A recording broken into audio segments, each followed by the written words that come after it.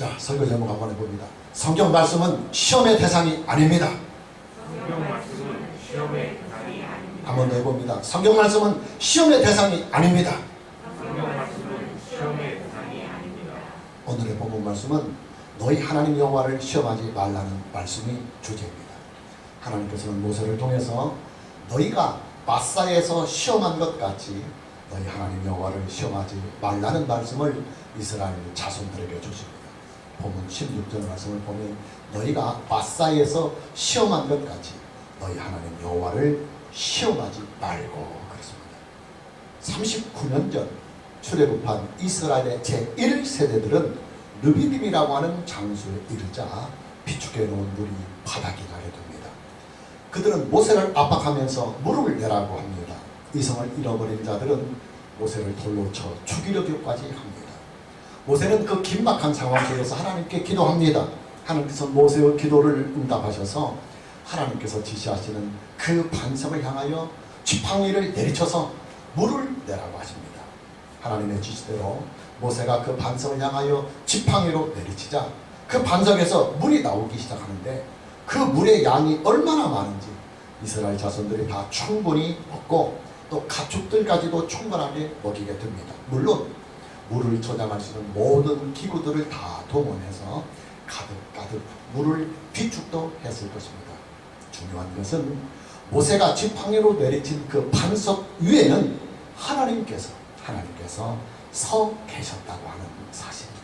우리가 참고구절로 출애굽기 17장 6절 말씀을 보면 내가 호렙산에 있는 그 반석 위 거기서 네 앞에 서리니 너는 그 반석을 치라. 그것에서 물이 나오리니 백성이 마시리라. 모세가 이스라엘 장로들의 목전에서 그대로 행하니라 그랬습니다. 여러분 이게 지금 무슨 상황을 말씀하고 있는 것일까요? 모세가 지팡이로 내리친 그 반석은 그 반석 위에 하나님이 서 계셨다고 하는 사실입니다. 하나님께서 친히 모세 그 지팡이를 맞으셨다는 말입니다. 신약성경은 이 사건을 이렇게 해석을 하고 있습니다. 모세가 지팡이로 내리친 그 반석은 바로 예수 그리스도를 상징하고 예표하고 있다고 말입니다. 우리가 참고구절로 고린도전서 10장 4절 말씀을 보면 다 같은 신령한 음료를 마셨으니 이는 그들을 따르는 신령한 반석으로부터 마셨음에 그 반석은 곧 그리스도시니라 그랬습니다. 르비딤 반석의 사건은 예수 그리스도의 십자가 사건을 예표하고 상징하는 사건이라는 말입니다. 중요한 것은 르비딤의 그 반석의 사건을 하나님께서는 이스라엘 자손들이 하나님을 시험한 사건이라고 보고 있다고 하는 이 사실입니다. 이스라엘 자손들이 무엇을 시험했느냐? 우리가 참고적으로 다시 출애굽기 17장 7절 말씀을 보면 그가 그곳 이름을 마사 또는 무리바라 불렀으니 이는 이스라엘 자손이 다투었음이요 또는 그들이 여호와를 시험하여 이르기를 여호와께서 우리 중에 계신가 안 계신가 하였습니다라고 했습니다. 모세는 그 반석의 사건이 있은 르비딤이라고 하는 이 지명을 마사 혹은 무리바라고 바꾸어서 호칭했습니다. 마사 혹은 무리바라고 하는 이 말의 뜻은 두 가지의 의미를 가지고 있는 단어입니다. 첫째는 다투다라고 하는 뜻을 가지고 있고 또 둘째는 시험한다고 하는 뜻을 가지고 있습니다. 하나님께서는 르비딤에 있었던 그 반석의 사건을 이스라엘 자손들이 하나님과 다투는 사건으로 보고 있고 또 이스라엘 자손들이 하나님을 시험한 사건으로 보고 계시다는 사실입니다. 구체적으로 이스라엘 백성들이 무엇을 하나님께 시험했느냐? 그들 중에 하나님이 계시는가 안 계시는가를 시험했다고 하는 사실입니다. 다시 참고구절로 출애굽기 17장 7절입니다. 그가 그곳 이름을 마사 또는 무리바라 불렀으니 이는 이스라엘 자손이 다투었으며 또는 그들이 여호와를 시험하여 이르기를 여호와께서 우리 중에 계신가 안 계신가 하였습니다라고 했습니다. 그리고 다시 오늘의 본문 말씀으로 돌아가 봅니다. 본문 16절입니다. 너희가 마사에서 시험한 것 같이 너희 하나님 여호와를 시험하지 말라.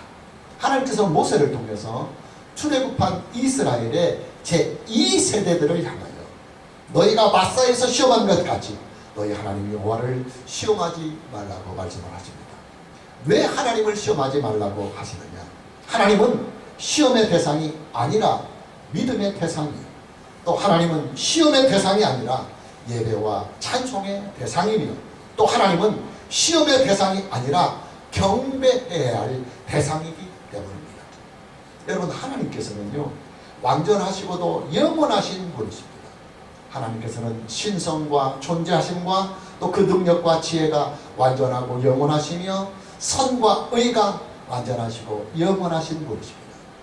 여기서 완전하다고 하는 것은 전혀 흠이 없다는 말입니다. 그리고 영원하다는 말은 그 흠이 없는 완전 무결한 상태로 영원히 그 완전함을 유지한다는 것입니다. 이뿐만이 아닙니다. 하나님께서는 전지전능하신 분이시며 또 사랑과 은혜와 긍휼의 하나님이십니다. 이런 완전하시고도 영원하시며 절대자이신 하나님을 어느 누가 감히 시험을 할 수가 있겠습니까? 하나님을 시험한다고 하는 일은 하나님을 믿지 아니한다는 말입니다. 하나님께 순종을 하기를 거부한다는 말입니다. 당연히 하나님을 시험하는 그 일은 하나님의 진노를 바라게 하는 불신앙이 되는 것입니다. 마사의 시험은 이스라엘 자손들이 그들 중에 하나님께서 계신가 안 계신가를 시험하는 사건이었습니다. 다시 잠언 9절로 조금 전에 봤던 출애굽기 17장 7절 말씀을 다시 보면, 그가 그곳 이름을 마사 또는 무리바라 불렀으니 이는 이스라엘 자손이 다투었으며 또는 그들이 여호와를 시험하여 이르기를 여호와께서 우리 중에 계신가 안 계신가 하였습니다. 그들이 처한 어려운 상황을 놓고 하나님의 존재와 또 하나님께서 그들과 함께 하시는 일을 의심하였다는 말입니다. 그러나 여러분, 이스라엘 백성들은요, 이런 의심을 하면 안 되는 사람들입니다. 왜냐? 그들은 충분하리만큼 하나님의 존재에 대하여 보고 또 경험을 하면서 하나님의 존재를 충분하게 목격을 한 사람들입니다. 하나님께서는 애굽 전역에 10가지의 초자연적인 재앙을 내리시면서 바로와 애굽의 백성들 그리고 이스라엘의 자손들 앞에서 하나님의 살아계신 그 존재를, 하나님의 절대적인 그 능력을 충분하게 입증하시고 그리고 나타내 주셨습니다. 특히 애굽 전역에 내린 마지막 10번째로 초자연적인 이 재앙은 그야말로 엄청난 사건이었습니다. 애굽의 왕 바로부터 시작해서 그의 신하들 모두와 애굽에 거주하는 모든 백성들 모두가 하루 저녁 사이에 그들의 처음 난 아들들, 그들의 장자를 다 잃고 말았습니다. 그러나 그 일보다도 더 분명하고도 확실하게 하나님의 존재를 나타나신 사실이 그날 밤에 일어났습니다. 애굽의 모든 장자들이 다 죽임을 당하는 그날 밤, 이스라엘 자손들의 장자들은 단 한 명도 죽지 않았다고 하는 이 사실입니다. 하나님께서는 이스라엘 자손들에게 그들의 장자가 죽지 않고 살 수 있는 길을 미리 가르쳐 주셨습니다. 하나님의 사자가 애굽의 장자를 치기 전에 이스라엘 자손들이 거주하고 있는 모든 그 가정들마다 어린 양을 잡아서 그 어린 양의 피를 그들이 살고 있는 집 문설주와 그리고 좌우 임방에 바르도록 하신 것입니다. 하나님께서는 하나님의 사자가 애굽 전역에 있는 장자들을 주실 때에 어린 양의 피를 집 문설주와 좌우 임방에 바른 모든 가정들은 건너뛰라고 명령하셨습니다. 이 일을 영어로 표기하면 패스오버, 그리고 한문으로 표기하면 유월입니다. 하나님의 사자가 뛰어넘었다, 월담을 하듯이 뛰어넘었다는 말입니다. 모든 가정들을 다 방문해서 처음 난 장자들과 처음 난 가축들을 하나님의 사자가 다 죽일 때 문설주와 좌우임방에 어린 양의 피가 있으면 그 집은 통과, 뛰어넘어서 들리지 않고, 하나님의 사자가 들리지 않고 다음 집으로 건너뛰었다 이 말. 이게 유월이라는 말입니다. 한문으로. 이 사건의 충격이 얼마나 컸으면 그렇게도 기고만장을 하던 바로가 두 손을 들고 무조건 항복을 했겠습니까? 바로는 이스라엘 자손들에게 야, 어서 너희들 애굽을 나가라고 사정을 하다시피 했습니다. 이뿐만이 아닙니다. 애굽의 백성들은 이스라엘 자손들에게 야, 너희들 여기 계속 있다가는 우리 다 죽겠다. 그러니 이 밤이라도 빨리 애굽을 나가라 하면서 그들에게 그들이 가지고 있는 은금 폐물까지도 막 덤으로 주면서 빨리 나가라고 재촉했습니다. 이스라엘 자손들이 하나님의 존재를 직접 목격한 일은 이게 전부가 아니에요. 그들은 그 유명한 홍해 바다가 갈라지는 이 사건을 통해서도 하나님의 존재와 또 하나님께서 그들과 함께 하신다고 하는 이 사실을 충분하게 목격을 하고 경험을 한 사람들입니다. 이스라엘 자손들이 애굽을 빠져나오자 바로는 다시 변심을 하고 군대를 동원해서 이스라엘 자손들을 추격하기 시작합니다. 애굽의 군대가 보유하고 있는 최정예 부대인 마병과 병거를 이끌고 말입니다. 앞에는 홍해바다가 흐르고 있습니다. 그리고 뒤에서는 애굽의 마병과 병거들이 추격을 해오고 있습니다. 그런 그 긴박한 순간에 하나님께서는 초자연적인 능력으로 홍해를 갈라서 길을 만들었습니다. 그리고 바람을 불어서 그 진흙 있는 그 진흙바다 밑을 땅땅한 멜바닥이 되게 하셨습니다. 이스라엘 자손들이 그 길을 통해서 무사히 홍해를 다 걷는 후에 애굽의 군대가 추격을 하려고 홍해의 길을 접어 들었을 때 하나님께서는 다시 그 홍해를 원래의 상태로 만들어 버립니다. 당연히 추격하는 모든 애굽의 군대들은 홍해 바다에 다 수장이 되어서 전멸을 하고 맙니다. 여러분, 홍해의 이 사건은요, 하나님의 존재와 또 하나님께서 이스라엘 자손들과 분명히 함께 하고 있다고 하는 이 사실을 분명하고도 확실한 증거로 나타내 보여주시는 사건이었습니다. 이 사건이 주는 감동이 얼마나 컸으면 그들이 홍해를 다 걷는 후에 모세와 온 이스라엘 자손들이 하나님을 찬양하며 이스라엘의 온 여인들까지도 함께 춤을 추며 소고를 치며 하나님을 찬양을 하겠습니까? 그런데 이게 다가 아니에요. 이스라엘 자손들은 마라라고 하는 곳에 와서도 하나님의 존재와 또 하나님께서 그들과 함께 하고 있다고 하는 이 증거를 확실하게 경험을 했습니다. 홍해를 걷는 이스라엘 자손들이 마라라고 하는 곳에 이르렀다. 다시 비축해 놓은 모든 물이 떨어지고 맙니다. 마치 오아시스가 있어서 물을 마시려고 했는데 그 물이 써서 식수로 사용을 할 수 없게 됩니다. 성경학자들은 마라의 그 순물을 지중해에 있는 바닷물이 스며들어서 바닷물과 섞인 물이기 때문에 식수로 사용하기가 어려울 것이라고 해석하고 있습니다. 하나님께서는 마라의 순물을 탈피하여 주셨습니다.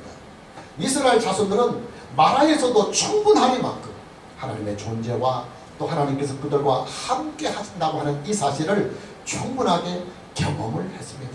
이뿐만이 아닙니다. 광야에 접어든 이스라엘 자손들은 비상식량이 다 바닥이 나고 말았습니다.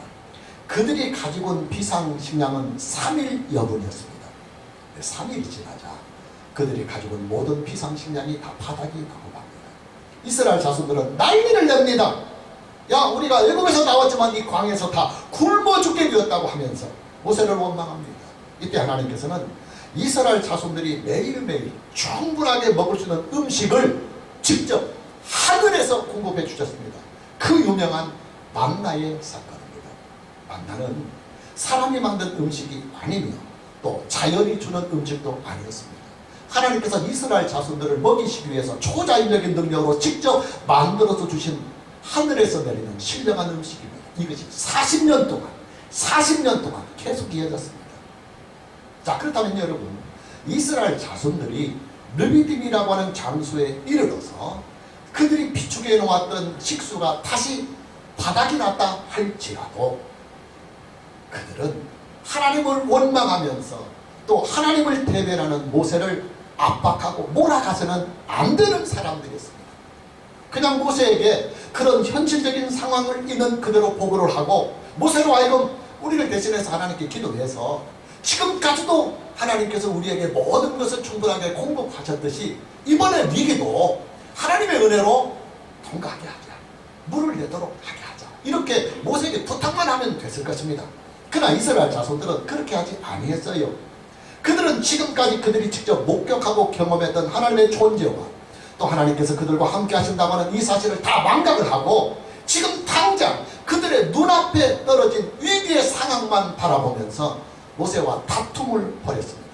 흥분한 사람들은 모세를 돌로 쳐 죽이려기까지 했습니다. 출애굽기 17장에 나오는 기록들의 앞뒤 문맥들을 쭉 보면 이스라엘 자손들이 어떻게 하나님을 시험했는지를 우리는 충분히 가늠을 해볼 수가 있습니다. 이스라엘 자손들은 이렇게 모세와 즉 하나님과 다투었습니다. 하나님께서 그들에게 물을 내어서 그들을 마실 수 있도록 해준다면 그들은 계속 모세를 그들의 지도자로 인정해서 모세의 지도를 받겠지만 만일에 이번에 하나님께서 우리에게 물을 내어주지 않으면 현장에서 너를 돌로 쳐 죽이겠다 하는 노골적인 협박을 모세에게 하는 것입니다.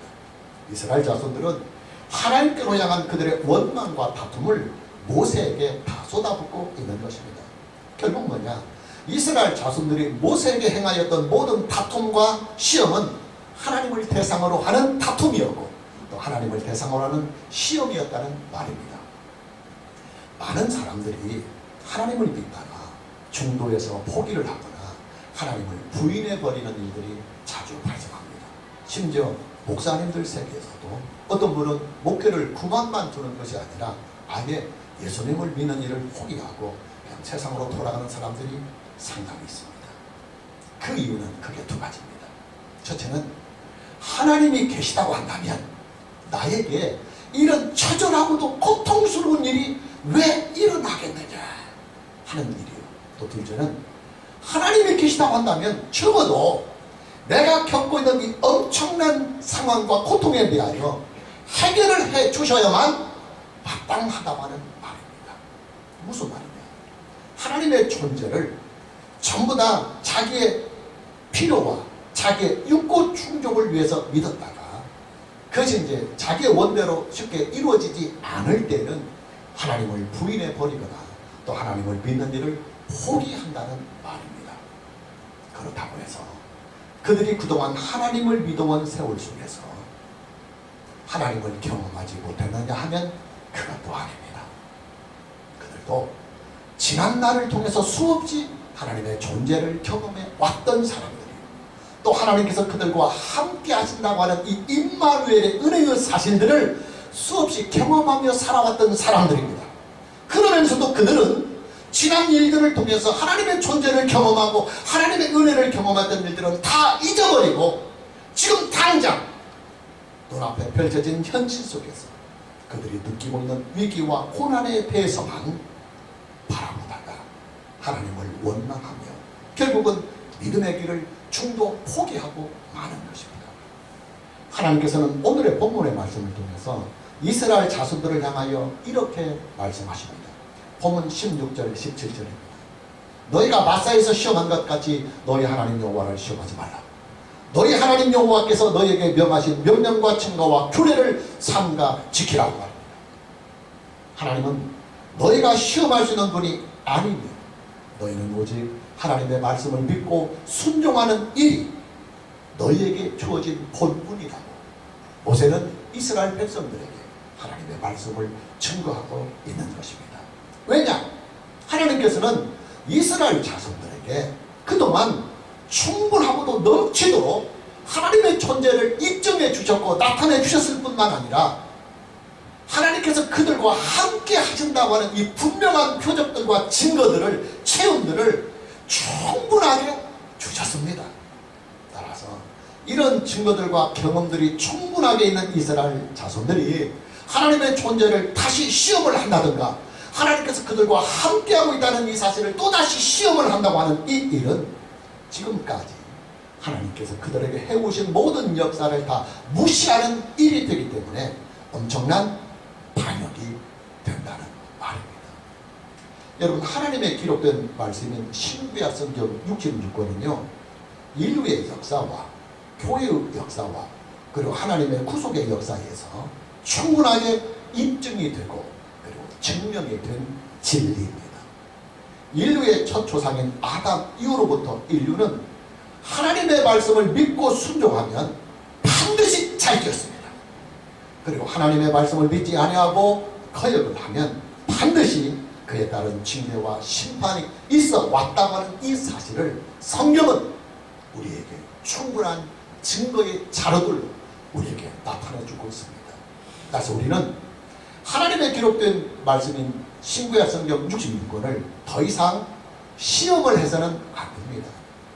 성경 말씀을 의심해서도 안 되며 성경 말씀을 무시해서도 안 되고 또 성경 말씀을 거역해서도 안 되며 성경 말씀을 가볍게 여겨서도 아니 됩니다. 우리는 이것을 알아야 합니다. 학교에서 학생들이 배우는 교과서에는 역사라고 하는 과목이 있어요. 우리나라의 역사와 그리고 세계의 역사를 공부하는 과목입니다.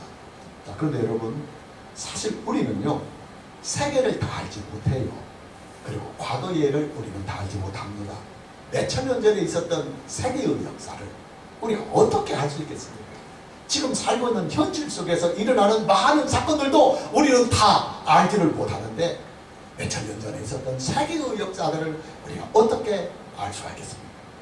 그러나 감사하게도 오랜 시간을 거치면서 검증이 된 역사 교과서가 있기 때문에 우리는 그 역사 교과서를 믿고 세계의 역사를 배워서 세계가 살아온 지난 몇천 년 동안 그리고 지난날의 모든 역사를 우리가 알게 되는 것입니다.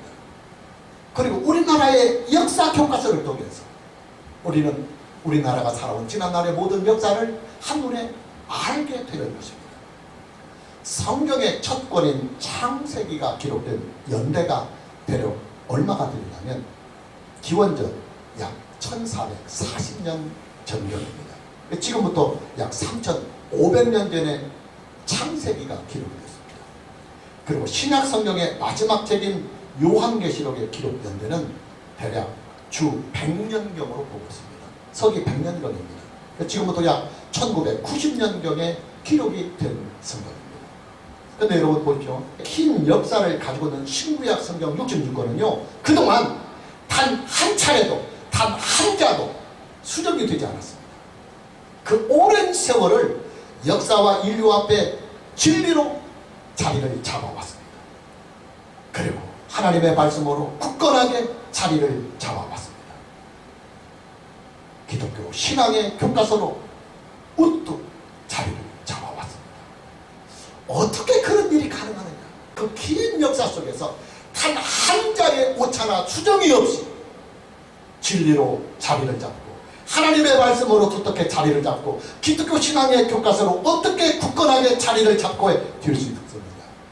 신구약 성경 논증은 그 오랜 세월을 통해서 인류와 그리고 역사와 교회 앞에 충분하게 입증이 되고 증명이 되었기 때문에 가능한 일입니다. 여러분, 만일에요 신구약 성경 66권이 이 역사를 통해서 입증이 되지 않고 증명이 되지 않고 성경 말씀이 막 잘못됐다거나 아니면 성경 말씀이 이루어지지 않는다든지 성경 말씀이 우리에게 전혀 별로 유익이 안 되고 도움이 안 된다고 했다면 성경 말씀은 벌써 폐지되었습니다. 몰라고 유익되지 못한 거 몰라고 인류가 이걸 가지고 있겠습니다. 그러나 긴 역사 속에서도 우리가 성경을 하나님의 절대적인 진리와 그리고 하나님의 말씀으로 믿고 기독교 신앙의 진리로 믿을 수 있는 것은 충분하게 하나님의 말씀은 역사 속에서 인류 속에서 교회사 속에서 진리로 인정을 받아왔고 그리고 우리에게 유익하고 복된 하나님의 살아있는 말씀으로 충분히 입증이 되고 증명이 되었기 때문에 우리는 지금 신구약 성경 66권 말씀을 의심 없이 믿고 있고 의심 없이 받아들이게 되는 것입니다. 자, 그렇다면 여러분, 저와 여러분은요 더 이상 성경을 의심하거나 성경을 부인하거나 성경을 외면해서는 안 됩니다. 지금 우리 앞에 놓여있는 신구약 성경 66권을 오류가 전혀 없는 하나님의 기록된 말씀으로 믿고 또 이 말씀에 나를 길들여 가야 합니다. 오늘 저와 여러분 모두에게 하나님의 기록된 말씀인 신구약 성경 66권의 이 말씀에 나를 길들여 갈 수 있는 이 은혜가 있기를 주님의 이름으로 축복합니다. 성경은 우리에게 바르고 아름다운 인생을 살아갈 수 있도록 인도해주는 안내서입니다. 내비게이션입니다. 오늘 본문 18절과 19절입니다. 여호와께서 보시기에 정직하고 선량한 일을 해라. 그리하면 네가 복을 받고 그 땅에 들어가서 여호와께서 모든 대적을 네 앞에서 쫓아내시겠다고 네 조상들에게 맹세하신 아름다운 땅을 차지하리니 여호와의 말씀과 같습니다. 여기서 정직하다고 하는 이 말씀은 바르다는 말입니다. 바르다. 나무가 굽거나 삐뚤어지지 않냐고 반듯하게 곱게 잘 자라듯이 말입니다. 그리고 선량하다고 하는 이 말씀은 아름답다는 말입니다. 거칠고 메마른 광야 같은 산이 아니라 멋진 장관이 펼쳐지는 아름다운 산과 같다는 말이에요. 여러분, 목재로 사용하는 나무는요 반듯하고 곱게 잘 자라야만 좋은 목재로 사용을 할 수가 있습니다. 굽고 삐뚤어진 나무는 땔감으로밖에는 사용을 할 수가 없습니다. 우리의 인생도 마찬가지예요. 마음이 삐뚤어지고 성품이 굽어지고 처신이 바르지 못한 사람들은 사회가 외면을 해버리고 그들을 피해버립니다. 왜냐하면 그런 사람을 가까이 하고 그런 사람과 어울리면 상처와 아픔과 고통만이 남게 되기 때문에 사람들은 그런 사람들을 피해갑니다. 산이나 강들도 그래요. 경관이 아름답고 산수가 수려한 곳들은 많은 사람들이 찾는 좋은 관광지가 됩니다. 이런 좋은 자연들은 사람들에게 휴식의 공간을 주고 힐링의 공간을 줍니다. 그러나 황량한 산이나 폐수로 찌들어버린 강물은 청바가 오면 산들이 무너지고 그리고 사람을 해치는 흉기가 되어버립니다. 오염이 된 강물은 치명적인 질병을 가져다주는 질병의 원산지가 되기도 합니다. 사람이 살아가는 인생도 아름다운 인생이 있어요. 돈이나 명예나 이런 것들과 연관을 짓지 아니하여도 인생을 살아가는 것 그 자체가 아름다운 인생이 있습니다. 명품으로 치장을 하지 아니하여도 풍기는 그 자체로서 아름다운 사람이 있고 아름다운 인생이 있어요. 입가에 늘 웃음이 있고 마음에 여유가 있고 성품이 참 따뜻하고 온유한 사람들, 그런 인생들이 있습니다. 여러분, 하나님의 기록된 말씀인 신구약 성경 66권은요 우리에게 곧고 바른 인생을 살도록 안내해주는 내비게이션입니다. 우리가 성경 말씀만 쭉 따라가고 성경 말씀에 길들여 가면 우리는 가장 아름다운 그리고 질 좋은 인생을 살아갈 수가 있습니다. 이뿐만이 아닙니다. 성경은 우리를 아름다운 인생으로 살게 해주는 풍성한 자원입니다. 우리가 성경의 가르침에 나를 길들여가고 성경 말씀을 기쁘게 우리가 순종해 나가기만 한다면 산다는 것 그 자체가, 산 그 자체가 아름다운 삶이 되고 아름다운 인생이 됩니다. 이스라엘 자손들은 하나님의 말씀을 순종하지 못했습니다. 하나님의 말씀에 토를 달고 그리고 불평을 해가면서 그들의 임의대로 처신을 하고 그들의 임의대로 행동을 했습니다. 그 결과가 뭐냐? 하나님께서 그들에게 기업으로 주신 가나안 땅을 밟아보지도 못하고 광야에서 40년을 요리하다가 거기서 다 죽고 말았습니다. 그러나 그 가운데서도 하나님의 말씀을 순종해가는 사람이 있었습니다. 여호수아와 갈렙이었습니다. 당연히 여호수아와 갈렙은 가나안 땅을 기업으로 받았을 뿐만 아니라 그들과 그의 후손들까지도 아름답고 올바른 인생을 살아가게 하는 견인차 역할을 여호수아와 갈렙은 했습니다. 성경 말씀에 나를 길들여가며 또 성경 말씀에 순종을 하는 인생은 반드시 복을 받고 그리고 하나님의 나라를 기업으로 받게 됩니다. 오늘 본문 18절 19절입니다. 여호와께서 보시기에 정직하고 선량한 일을 행하라. 그리하면 네가 복을 받고 그 땅에 들어가서 여호와께서 모든 대적을 네 앞에서 쫓아내시겠다고 네 조상들에게 맹세하신 아름다운 땅을 차지하리니 여호와의 말씀과 같으니라. 정직하고 선량한 일을 어떻게 행하느냐? 성경 말씀에 하나님의 말씀에 순종해 나가면서 우리는 정직하고 선량한 인생을 살아갈 수가 있어요. 또 그렇게 살아가는 인생은 하나님께서 복을 주시겠다. 그리고 네게 약속한 가나안 땅, 즉 우리에게 주시는 영원한 하나님의 나라와 이 땅에서 살아가는 모든 삶에 대하여 하나님께서 두텁게 보호해 주시고 지켜주시고 인도해 주시고 복을 주시겠다고 하시는 하나님의 약속입니다. 여러분, 성경 말씀은요 재판장의 선고와 같습니다. 재판장의 판결문과 같습니다. 성경 말씀은 그것을 믿고 따르는 자에게 즉각적인 효력을 줍니다. 여러분, 재판장의 선고와 재판장의 판결문은요 선고와 동시에 그대로 그 즉석에서 그때 또 효력이 발생합니다. 하나님의 말씀은 우리가 믿고 순종할 때에 바로 즉각적인 효과가 나타납니다. 효력이 나타납니다. 저는 길치라서 내비게이션이 없이는 꼼짝도 못합니다. 가끔씩 임의대로 자동차 운전을 하다가 길을 잘못 들 때가 저는 많아요. 그때는 할 수 없이 즉각적으로 내비게이션을 꽂습니다. 그러면 즉각적으로 내비게이션이 제가 있는 자리에서 어떻게 내 목적지로 갈지 바로 그 목적지를 향하여 나를 안내해 줍니다. 성경 말씀은 믿을 때 즉각적인 효력이 나타납니다. 순종할 때 즉각적인 효력이 나타납니다. 인생을 내 마음대로 살다가 길을 잘못 들거나 이게 아닌데 싶으면 얼른 우리는 성경 말씀을 켜야 합니다. 성경 말씀을 따라가야 합니다. 성경 말씀에 내 인생을 맡기고 나의 미래를 맡기고 내 살 길을 맡기면 성경 말씀이 나를 안전하고 복된 길로 인도해 가십니다. 성경이 우리를 어떤 길로 인도해 가시느냐? 복을 받을 수 있는 길로 인도해 주시고 영생의 길과 천국의 길과 정직하고 선량한 인생을 살 수 있는 길로 우리를 인도해 주십니다. 오늘 저가로운 모두에게 성경 말씀을 우리가 따라갈 수 있는 이런 인생을 살아가는 은혜가 있기를 주님의 이름으로 축복합니다. 마무리합니다. 유일하게 존재하시는 전능하신 하나님은 영으로만 존재하시는 분이십니다. 영으로 존재하시는 그 하나님께서 무엇으로 어떻게 우리에게 다가오시는가? 영이라는 것은 물질을 가지고 있지 않기 때문에 우리의 눈은 물질의 세계만 보지 영의 세계는 못 보거든요. 그래서 우리가 하나님의 존재를 볼 수가 없는 것입니다. 그럼 우리가 하나님을 볼 수가 없는데 어떻게 하나님께서 내게 오셔서 나를 만나주시고 또 나와 함께 하시느냐?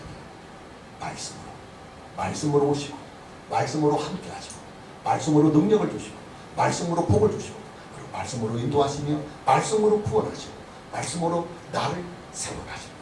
성경은 하나님의 그 말씀이 문자로 기록이 되어서 우리에게 주어진 하나님의 기록된 말씀입니다.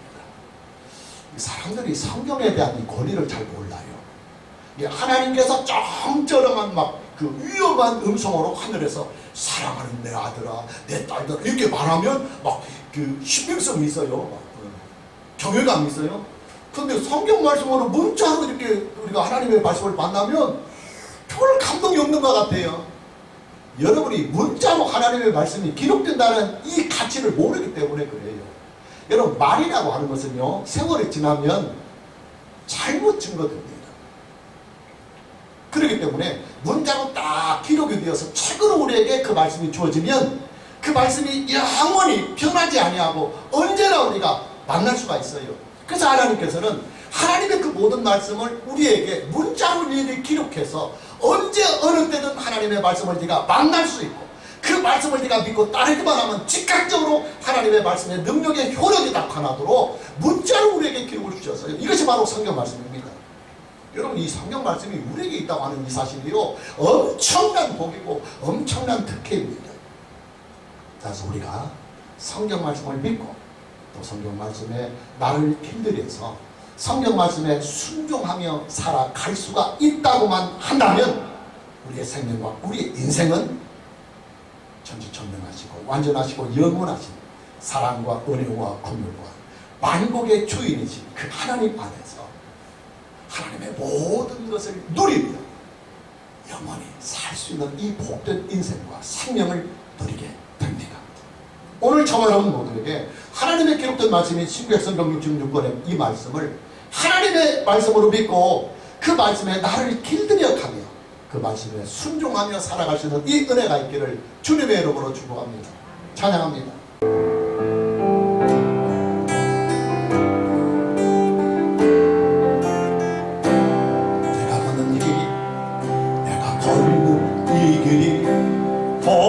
굽어보는 수가 있어도 내 심장이 울렁이고 가슴 아파도 내 마음속으로 여전히 기뻐하는 까닭은 하나님은 실수하지 않으시면서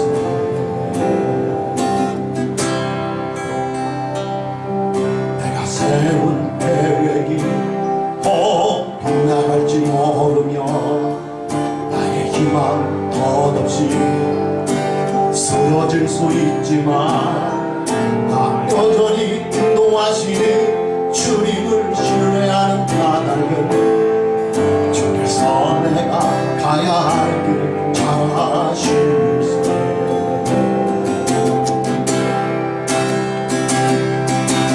어두운 밤 어둠이 깊어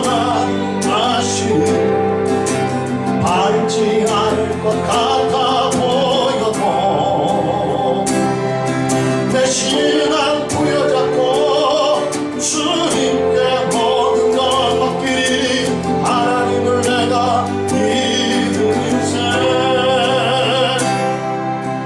지금은 내가 볼 수 없는 건 너무 많아서 너무 멀리 가물가물 어른거려도 운명이여 오라. 나 두려워 아니하리 만사를 주님께 내 엄마들이 차츰차츰 안개를 마치고 하나님 주신 빛은 뿌렸지 보이리라. 가는 길이 온통 어둡게만 보여도 하나님을 실수하지 않으신다네. 다시 정말로 고백합니다. 오른손 들고 내가 걷는 이 길이 내가 걷는 이 길이 헛구어보는 수가 있어도 내 심장이 울렁이고 가슴 아파도 내 마음 속으로 여전히 기뻐하는 까닭은 하나님은 실수하지 않으실세.